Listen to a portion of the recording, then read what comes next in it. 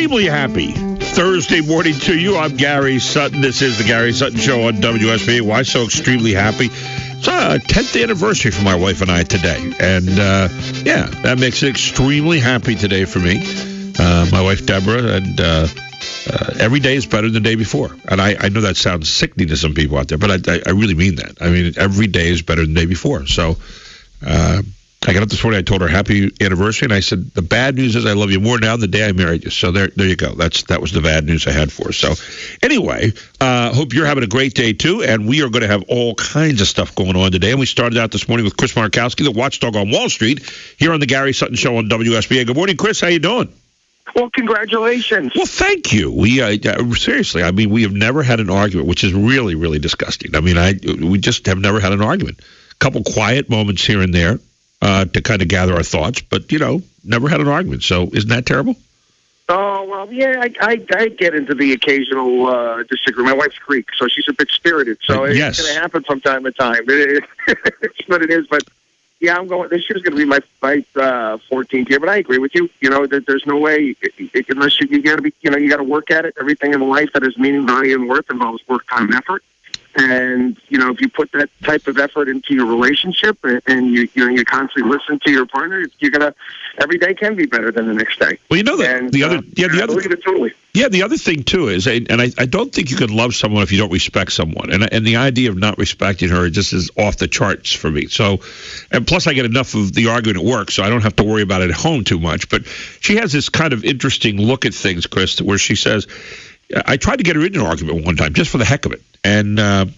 And she wouldn't buy. And I said, why won't you get into an argument? She said, it's a waste of my time. She said, I just won't argue.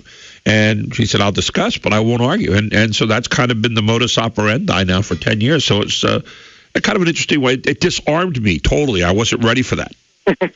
So anyway, there you go. Hey, I was looking at this whole VA scandal thing. And I'm thinking to myself, all these people that are calling for the single payer on Obamacare. Some of the Democrats are saying, I saw Nancy Pelosi come out the other day and said, the way to get out of this is to have a single payer from where I'm sitting. But I'm thinking to myself, aren't we getting a preview of that to some degree with the VA scandal and what they, in some cases, aren't doing? We now see the report that says some of the veterans waited for up to 115 days for a doctor's appointment. I mean, doesn't that kind of give us a little advanced preview? Oh, absolutely. As it's the way it is over with the National Health Services over in Great Britain, of course. This is exactly what you're going to see happen. You're going to see government workers. You're going to see bureaucrats that don't care. There was a story I was reading yesterday about, various different bureaucrats at hospitals, keeping people on these waiting lists so they can get their bonuses. There's been calls now, by our illustrious politicians from John McCain to pundits like Bill O'Reilly calling for Shinseki's head. What are you talking about? He's just a government worker. Right. He punches in at 9 and gets out at 4. Do you think it's going to change with anybody else? This is who these people are. This is government. This is how government operates. You didn't learn this the first time you went to the Department of Motor Vehicles back when you were getting your driver's license, your permit, back when you were 15, 16 years old. You haven't figured this out yet on a scale like this. And this is nothing new. This has been going on for decades. This has been going on. Finally, some of this stuff is starting to get out. What's our solution? Oh, we need more government. We need to spend more money. We need to have more funding. Wrong. You need less government. You need to get rid of the whole government aspect. You need to destroy the VA as we know it, dismantle it, get rid of it. We did the same thing with the Department of Education, Energy, on through. We'd be much better off. But the reality is that government does not like to shrink. Will not shrink. It's just not. It's like cutting a body part off for them. You'll never see anybody get fired. I mean, we couldn't even pass a bill to fire incompetent VA workers. The Senate blocked it. I know that there are places in the country where the VA delivers service as well. We have one here in our area, a couple here in our area, in fact. But here's the point.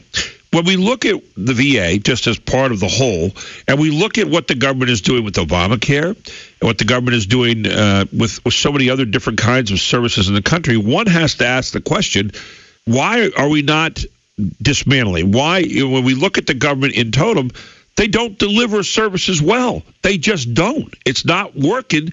Why don't we get back to the idea that the states have a certain role to play, and particularly the people themselves? I was thinking about this. I said, everybody thinks all this government stuff is wrong. Would you go to a government-run, hotel or resort somewhere? Okay. No. I mean, you would never even think of doing something like that. It would be a disaster. I mean, you would never think about it in a million years doing something. You're right. They don't do anything well. This is not what the function is. Again, I'm a bit biased because of where I grew up in Albany, New York, where, it's the state capital, right. The state of New York, and there's tons of state workers. I couldn't get out of there fast enough. This whole idea that the greatest thing in life is to get yourself a job working for the state so you can work a couple hours a day. To me, that's death. That's as good as death for me. Again, people love it. One of the arguments we hear, and I've heard it brought up and whispered a few times this week, rationing. People are saying, well, the government would never ration out health care services. And I see 115 days to wait for an appointment if you're in the VA. Isn't that rationing? I mean, they use the word rationing in such a narrow context without saying, well, they're not doing it on purpose. Even if they're not doing it on purpose, it's still rationing because you can't get around to all the people that need your services or you're too inept at providing them. One of the best pieces I saw, though, was in the Wall Street Journal this past week where, a doctor was talking about how when he was working at a VA hospital, he was trying to improve efficiency and getting the interns and the orderlies to set up a system where it would be almost like an assembly line for surgery, so they could clean up the operating rooms faster, so they could see a patient and could get things done much quicker. He was punished for that. He was reprimanded for that because it was going to make other government workers look bad. So I mean, it's just how they operate. It's all about covering your tuchus, and that's it.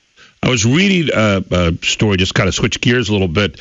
A guy named Rex Nutting this morning, Market Watch, and he said that everything should be clicking for the U.S. economy. Nearly 5 years into the recovery, all the pieces are in place for growth to accelerate to cruising speed. At long last, the economy will climb out of the rut of mediocrity, 2% growth. That's what the majority of economic forecasters are saying. According to the consensus forecast, growth will probably average about 3.3% for the final 3 quarters of this particular year, and 3% in 2015 compared with the 2.2% average since the recession ended. Your reaction to that? I'd have to see the breakdown of his numbers. Yeah. I really would. I mean, if half of that has to do with Obamacare and the government percentages, then it's not real growth. That's artificial to me. That's not real. So I don't see what the catalyst is at this point in time. I really don't. Well, we also see this morning that the economy actually shrank in the first 3 months of the year, which is the first time, I think, in 3 years that had happened, right? Yeah, well, there you go. Okay, there's an example for you right there. If you get 2 of those in a row, what do you got? Recession. Got it. Yeah, exactly. Jobless claims fell this week, 27,000 to 300K. Last week they went up like 43,000. I mean, here's another number out there that I keep looking at this, and it seems like it always kind of averages out at the end. Do you ever look at these numbers for anything other than just say, oh, by the way, it's kind of a mild passing look, but it really doesn't mean anything? Well, I kind of stopped looking at a lot of government numbers in regards to employment. I mean, you can compare. You can take a look at the U6 number, and you can also take a look at the amount of people that are actually out there in the labor force. I think that's important too, and you want to contrast that with the people that are actually getting government services and the amount of people that are getting welfare, food stamps. All of those numbers are what's most important.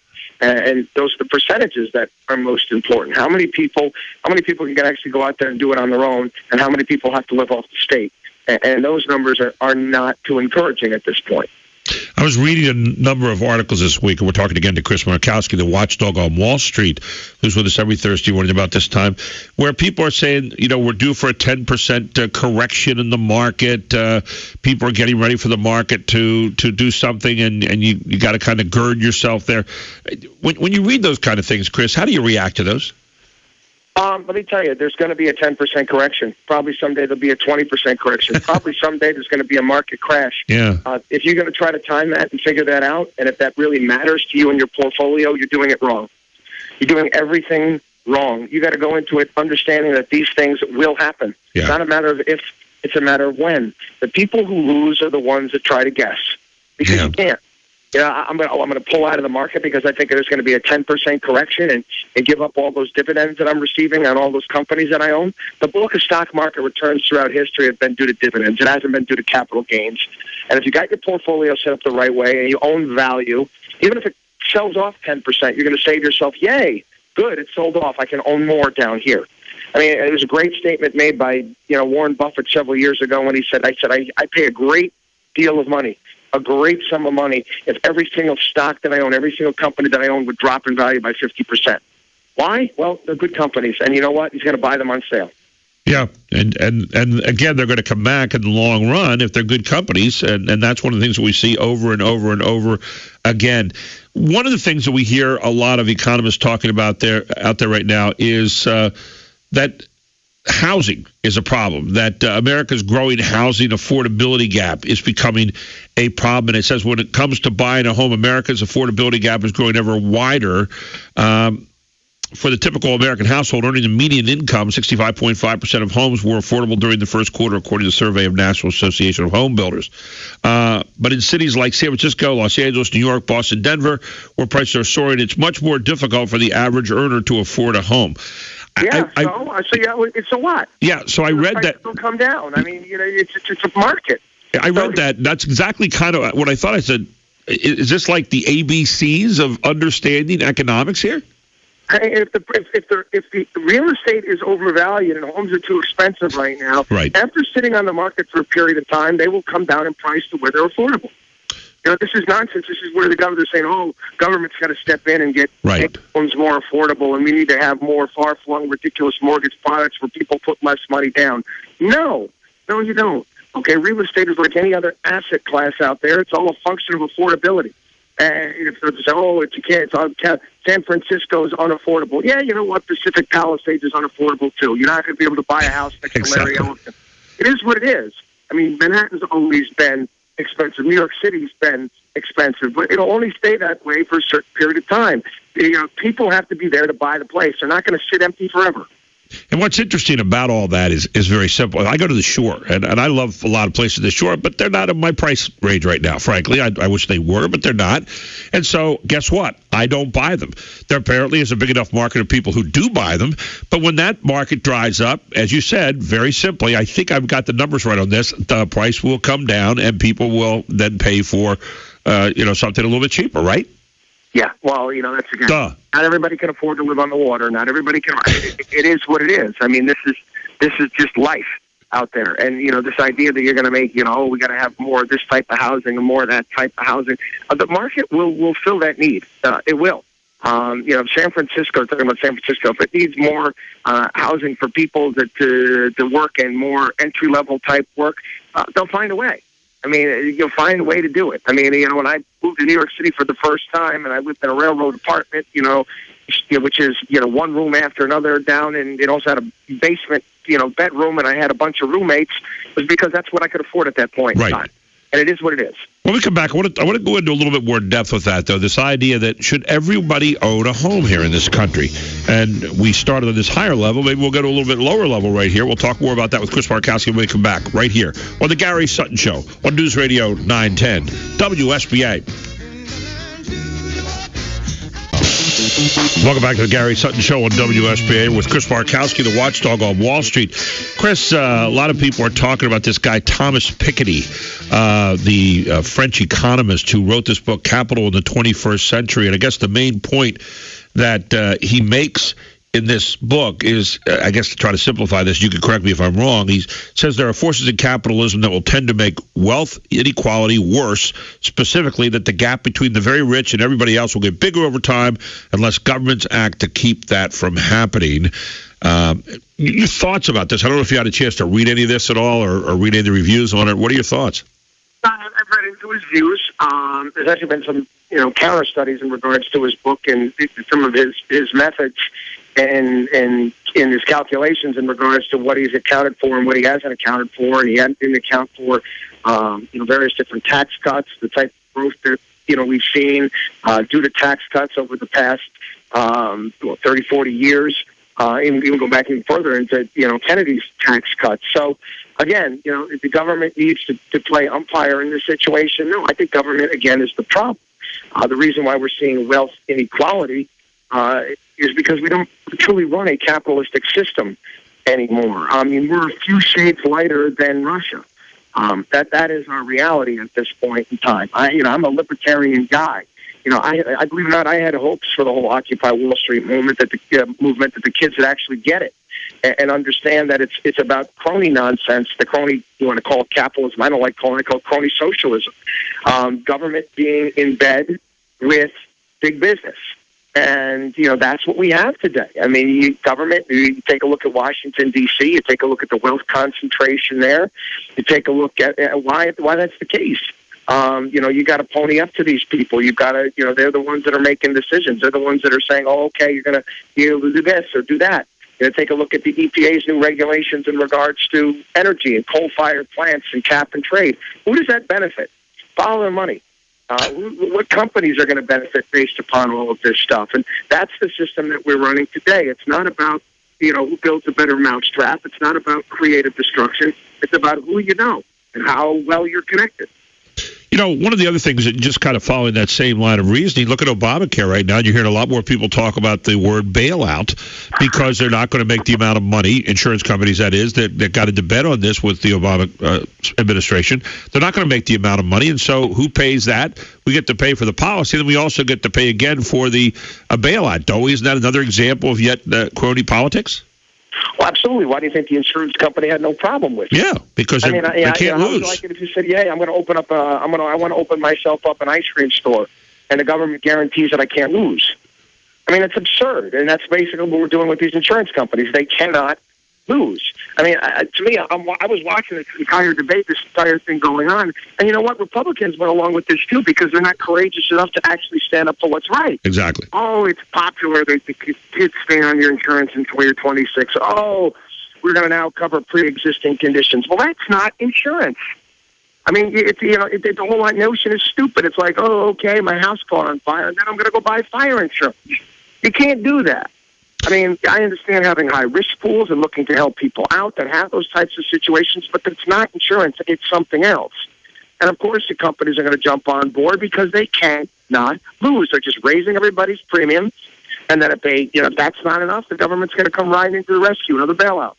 We were talking just before the break, Chris, about the idea that a lot of people can't afford certain homes because they just can't afford it. And people say, well, it's because of the wage gap and it's because of this and that. And yet at the same time, in a true capitalistic system, there are people who are going to invent the new mousetrap. We're going to make a lot more money than people who don't. Are we getting back to the same thing we saw just before the recession where, everybody needs to own a home? We need to make sure there's a home in everyone's hands. Is that still... is the government's business for everybody to own a home out there or not? You know what? I've written about this extensively. You want to own a home? You want to go out and buy a home? Great. Okay, but take certain things into account. Okay, unless you're going to pay for it full in cash, I certainly hope you're going to put 20% down. Certainly hope you're going to stay there for at least 10 years. This notion out there that your home is always a wonderful investment is patently absurd. You take a look at the value of money. You take a look at the interest payments that you got to pay and what the house ends up costing you over a period of time. You got to consider what type of job you have and career. In today's day and age, people aren't staying in jobs for extended periods of time, and you may have to move. So renting may be a much more viable option. You got to take a look at housing like food and like energy or anything else. It's a necessity of life. You need to have it. If your situation presents itself, or you know what, it's a good idea for you to own a home, that's fine. But again, the ridiculous real estate agent notion that it's always a great deal is absurd. Right. And we're in a much more global and mobile society right now, too. And as you mentioned, you're going to move more often. Maybe we're connected a little bit more globally than we used to be. And again, the ability to move, the ability to be out there, the ability to go somewhere else is really important. Well, yeah, and I also see it, too, when people buy, second homes, thinking in their retirement, thinking that it's a wonderful idea. And I'm like, that is the dumbest thing you can do. It's cheaper for you whenever you want to travel and go stay at the Waldorf or the Ritz or Westin somewhere than it is to actually maintain and own a second home. Chris, great talking to you this morning. Always appreciate it, and have a great week. We'll talk to you next Thursday morning.